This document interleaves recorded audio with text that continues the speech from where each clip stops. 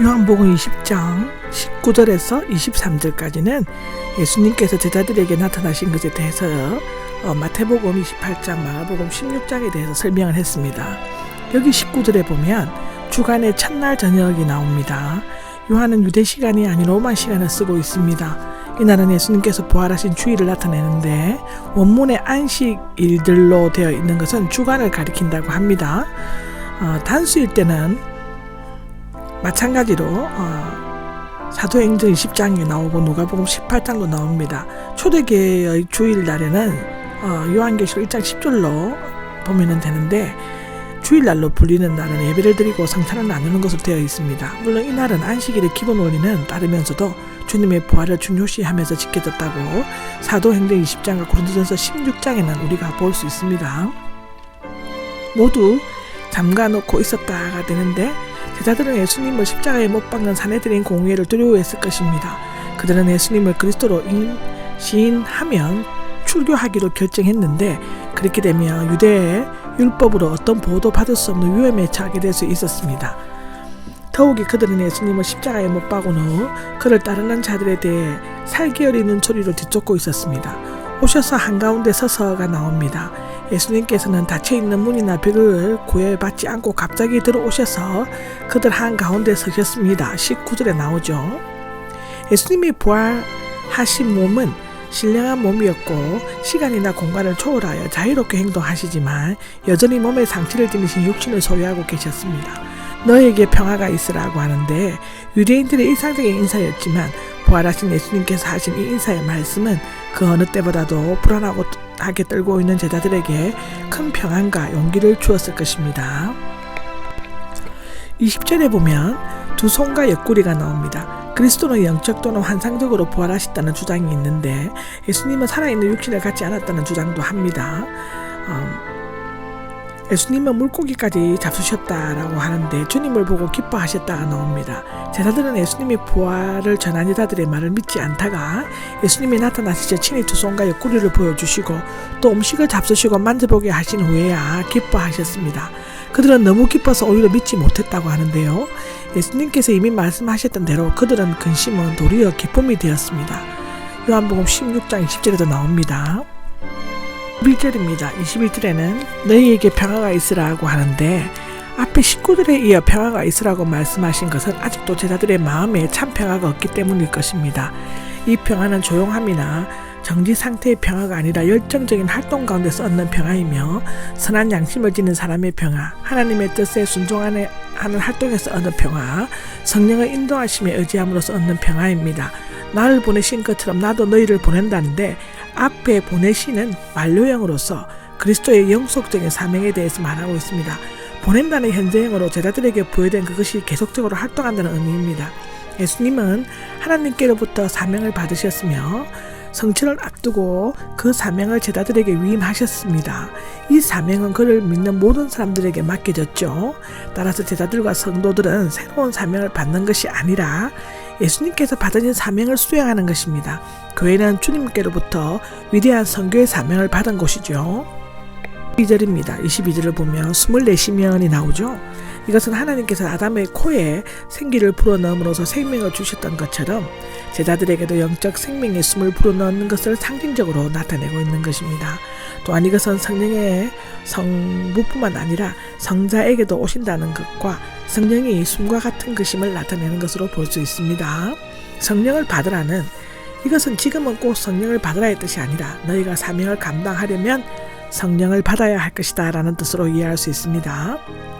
앞으로 50후 오순절에 그들은 성령을 받게 될 것인데, 예수님께서는 십자가에 달리시기 전 성령을 보내실 것을 약속하셨죠. 이제는 그것을 다시 확인하시며 앞으로 그것을 오순절 때 이루어지게 될 것이라고 말하는 것입니다.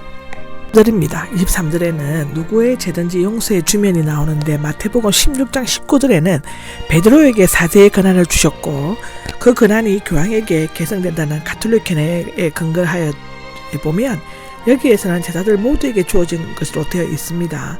마태에는 일반 성도에게 주는 것으로 되어 있고, 그러나 사죄한 권한을 가지신 분은 오직 성부 하나님 뿐이시며 이 땅 위에 오실 성자 예수님은 하나님의 권한을 사용하셔서 사지를 하셨죠. 또한 이 권한은 성부와 성자가 보내시는 성령께서도 가지고 계시는 것입니다. 따라서 성령의 능력으로서 전파되는 복음은 그것을 믿는 사람에게 죄 사함을 얻게 하지만 듣지 않으려고 하는 사람은 죄 사함을 얻지 못하는 것입니다. 따라서 죄를 사하는 권한은 복음을 전하는 자에게 있는 것이 아니라 성령으로 말미암아 복음을 전하는 자의 그 행위에 뒤따르는 권위라고 할 수 있다고 하는데요. 이것은 믿는 자들의 사죄의 권한에도 똑같이 적용시킬 수 있다고 합니다. 24절에서 29절까지는 도마가 의심한 사실을 기록한 것인데 여기 요한복음에만 있습니다. 24절을 보면 디두모, 상동이라고 불리는 도마인데 도마는 상동이라는 뜻을까지 아랍어인데 디두모는 헬라어 번역어입니다. 그 열정적인 헌신과 용기를 가지고 있지만 한편으로는 의심이 많고 세심한 성격을 지닌 이중적인 모습을 보여주고 있습니다. 부활하신 예수님께서 오셨을 때 그는 제자들과 함께 있지 않았는데 아마도 예수님께서 십자가에 달리시는 것을 보고 큰 실망과 좌절에 빠져 있었거나 아니면 멀리 달아나서 문을 꼭 잠그고 숨어 있었기 때문이었을 것입니다. 그러나 믿는 성도는 어려움이 있을 때마다 함께 모여 기도하고 서로 격려하여야 하며 혼자 있는 것은 결코 바람직한 행동이 아니라고 합니다. 25절입니다. 결코 믿지 않을 것이요가 나오는데 앞서 제자들도 예수님을 보기 전에 마리아와 여자들의 말을 믿지 않았었습니다. 도마는 예수님께서 여러 번 죽은 후 사흘 만에 살아날 것이라고 하신 말씀을 들었음에도 불구하고 그의 편견적인 지식은 계속 합리적인 증거만 찾았습니다. 한마디로 그는 합리적인 회의주의자, 비판적인 증거주의자라고 할 수 있습니다. 26절에 보면 집안에 모여 있었는 데가 나옵니다. 예수님께서는 부활하신 후 갈릴리로 가서 제자들을 만나실 것을 약속하셨고 천사들을 통해 다시금 통보되었습니다. 제자들은 여전히 유대에 있는 집에서 문을 잠그고 머물러 있었습니다. 이것은 아마도 도마를 기다렸거나 주변의 살벌한 경계의 눈초리를 피해 성을 벗어나는 것이 두려웠었기 때문일 것이라고 합니다.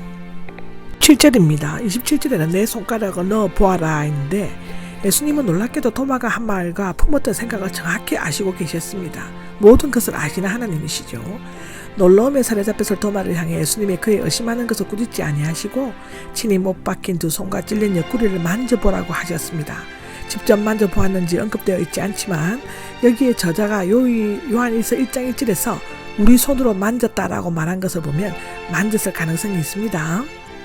믿지 않는 사람이 나오는데 예수님이 아니라 그의 부활을 믿지 못하는 것을 의미합니다. 그러나 부활을 믿지 않는 것은 예수님께서 십자가의 죽음을 통해 죄의 구속을 완성하시는 것과 예수님께서 친히 부활에 대해 말씀하신 것을 믿지 않는 것이므로 불신자와 다를 바가 없습니다. 28절입니다. 28절에는 나의 주님, 나의 하나님이라고 나오는데 감탄이 아닌 진술이며 주격이 아닌 호격입니다. 나의 주님 그리고 나의 하나님이여인데 예수님을 주님과 하나님으로 인정하는 것은 믿음의 기본이요 핵심이죠. 도마는 극심한 의심의 과정을 거쳐 가장 모범적이고 완벽한 신앙 고백을 하는 데까지 이르렀습니다. 모든 것이 과정이 있는 것입니다. 요한복음은 처음에 예수님을 태초에 계신 말씀이신 하나님으로 묘사하였고 이제는 도마의 입을 통해 주님이시여 하나님으로 고백해 함으로써 끝맺을 수가 있는 것입니다. 29절에는 보지 않고도 믿는 사람은 복이 있다인데 저 같은 사람이 복이 있나 봅니다. 저는 보지 않고 믿습니다. 무조건. 여러분도 그렇게 되시길 기도합니다. 도마나 제자들은 부활하신 예수님을 보고서야 믿었지만 그 위에 믿는 자들을 보지 못했고 믿어야만 합니다. 합리주의자들이나 실증주의자들은 지식으로 이해하고 과학으로 입증되어야 믿으려고 하고 신비주의자들이나 신주의자들은 감정으로 느끼고 환상을 보아야 믿으려고 합니다. 그러나 눈에는 아무 증거가 안 보일지라도 귀에는 아무 소리 안 들릴지라도 믿는 사람은 참으로 복된 사람입니다. 믿음은 눈을 감고 귀를 기울이는 것입니다. 아멘. 30에서 31절은 요한복음을 기록한 목적을 언급하고 있습니다. 30절을 보면 다른 표적들도 많이가 나오는데 여기에서 공간복음서에 기록되지 않은 표적들이 상당수 소개되고 있고 또 공간복음서도 서로 다른 표적들이 언급되고 있습니다. 여기에서 기록되지 않는 표적들이 많이 있음을 암시하고 있는 것이죠. 31절입니다. 31절은 이것들이 기록된 것인데 첫째는 예수님께서 그리스도이시며 하나님의 아들이심을 믿고 네, 본서의 서론과 부합되는 내용이며 모든 성도의 신앙과 본질과 총체를 요약한 것이라고 할 수 있습니다. 그리스도이심을 믿는 것, 예수님이 온 인류를 죄 가운데서 구원하시려고 대속하여 이루신 메시아임을 믿게 하려는 것입니다. 하나님의 아들이심을 믿는 것은 예수님이 본질적으로 하나님이심을 믿게 하려는 것이죠. 아마도 이방인 독자들을 위한 것일 것 같습니다. 두 번째로는 예수님을 믿음으로써 그분의 이름으로 생명을 얻도록 하기 위함인데, 복음의 목적은 예수님을 믿음으로써 구원에 이르게 하고 그 결과로 영생을 얻게 하려는 것입니다. 믿음은 사람이 하나님께 고백하는 것이고, 영생은 하나님께서 사람에게 주시는 것이죠. 이 구절은 구원론과 기도론이 잘 조회된 기독교 교리의 핵심을 잘 표현하고 있는 것입니다.